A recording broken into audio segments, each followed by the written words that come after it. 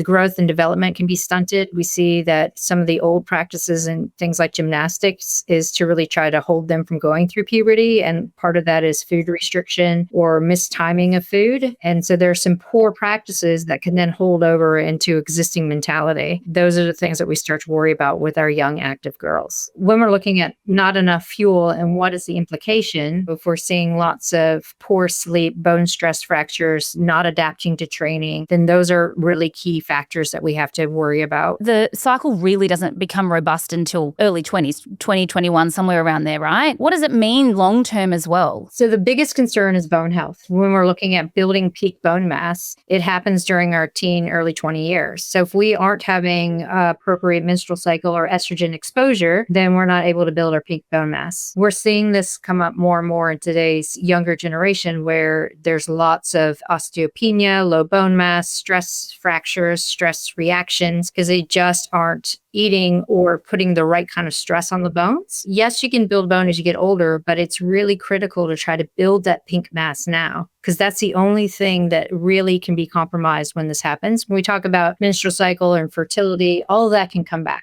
We know that our luteinizing hormone can come back. We can see ovulation occurring. It's just when we're looking at the overall impact of the bone, that's the biggest concern. We worry about bones maybe from 45, 50 onwards.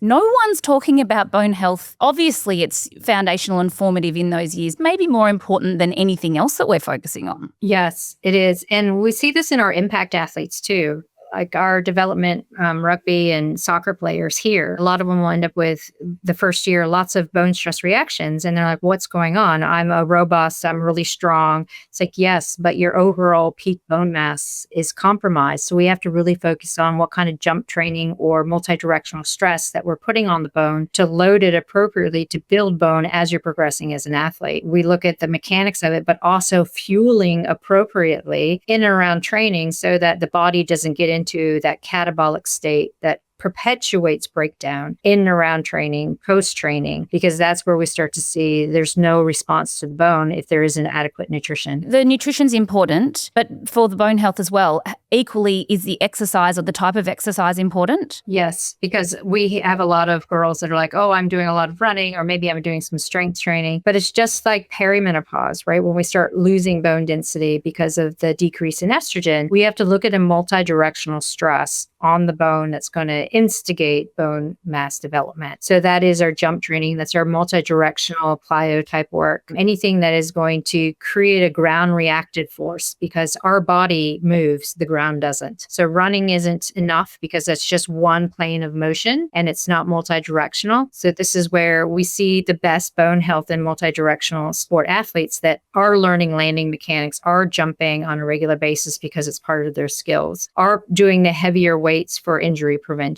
So these are the things that our teenage girls need to be following too. And is there an ideal diet or nutrition focus that teenagers could follow to help to support this? Do we know what that looks like? It's not anything major. We're eating consistently and we're staying away from our ultra processed foods, which tends to be the big thing for almost everyone. And there isn't a special diet because when you look at what kids are going to eat and what they're not going to eat, tastes vary, timing varies. People can be super busy. It's just reminding our kids to eat on a regular basis, not coming home with a full lunchbox. Right. It is frustrating. I know that every parent feels that frustration. When we were growing up, it was all about being thin, whereas these teens are actually, they want to be fit. I'm finding no. Because of the new Ozempic society that's coming up and the ballerina fit that's coming up, there's a lot of the social media and TikTok that's going on about being skinny again. I know one of my daughter's friends, my daughter's 13, one of my daughter's friends found the rabbit hole of pro Anna websites on TikTok, like had to sit down and explain to her, like, if you're going to be a robust football player, you can't do this. One, it's not healthy. And two, you need your muscle and your bone in order to keep progressing. It's out there. It's rampant. It's coming back, unfortunately. So we have to stay on top of it. I mean, you and I are in a very similar position where now we have teenagers. We're really getting to practice what we preach, but also with that complexity of speaking to them in a way that they understand. and I'd love to hear what you think about this. For me, all we can do is be a good example a lot of the time. And often women aren't. No, I've been very, very conscious to keep diet culture out of our house and out of my daughter's teams because it's damaging. So we don't talk about calories. We don't talk about diet. We talk about being strong, putting muscle mass on, the performance aspect, getting enough sleep, all of these things that are in a high performance environment is a language that we use here. It's done her really well. And the way that she talks about it with her friends, they are like, oh yeah, okay, great. This is good. And it's like, this is just a very small subset. I wish that everybody could have the same kind of language and we could eradicate the whole diet culture. I completely agree with that. You've been known, and we touched on this at the beginning, for saying that women are not small men, which I love this because I think for too long we've just all been put in the one category as humans. And obviously women are very different to men. What are the top physiological differences women need to understand for training and recovery? Oh, wow. There are so many. There are sex differences from birth that affect our muscle morphology. So that means that as women, we have more endurance type fibers, not as many fast twitch power-based fibers. We rely more on free fatty acids rather than glycogen and blood glucose. So when we're looking at training, we have to have the eye to what is the purpose of this workout? What is the purpose of the training block? How is it designed for my physiology and my body comp? Because if we're looking at building lean mass and we're older, we know that a typical hypertrophy set isn't going to work because it's too metabolically taxing and it's not going to instigate true strength and lean mass development. When we're in our earlier years, sure, we can do that. We're going to get some success because we're pretty robust, especially when we're in our 20s. But as we get older, we have to really understand that what we do in our 20s has to be different from our 30s, which has to be different to our late 30s, early 40s, and we progress. When we talk about recovery, this is interesting because it, again, depends on what you've been doing and how old you are. We know that when you're younger, you can probably get away with doing more intensity, more days in a row. But when we start seeing muscle soreness, poor sleep, we see body comp change or lack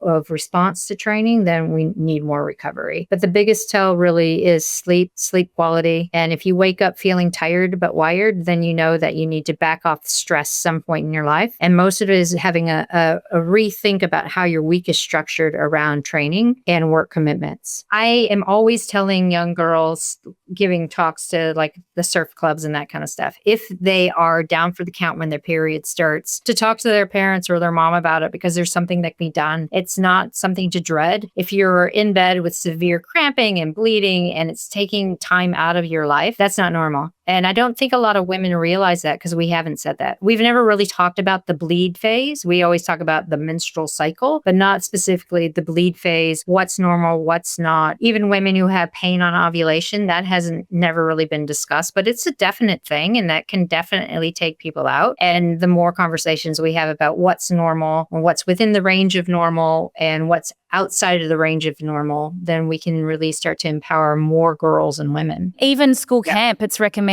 still that girls use birth control whilst on school camp so that they don't have a period. Like that happens here.